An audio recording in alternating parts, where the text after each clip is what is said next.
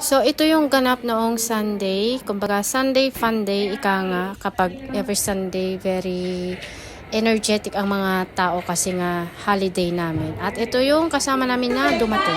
Welcome back, Minjay! Ayuya!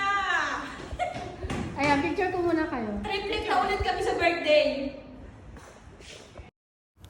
Alright, siya si Wengay o kaya si Rowena. So, welcome back, Weng. Kaso nga lang, binatukan ako kasi akala niya picture. Yun pala, video. Kaya ayan, binatukan ako.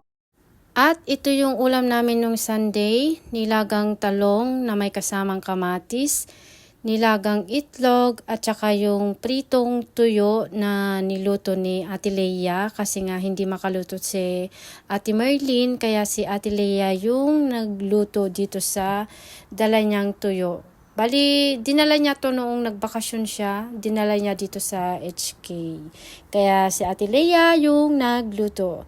Ayan, at habang kami ay kumakain, syempre may kwentuhan din. Nakipagkwentuhan kami kay Weng kung kamusta naman kaya yung bago niyang amo compare noon. So, ayan.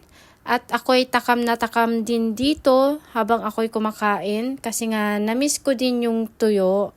Kasi ang tagal din na hindi kami nakapag-ulam ng tuyo. Nakakapag-ulam lang kami ng tuyo kapag talagang sadyain namin na bumili o kaya may mga nagbakasyon tapos may mga dala silang mga pasalubong na mga dried fish. Kaya yun, doon lang kami nakakain. At hanggang dito na lang. Salamat, ingat.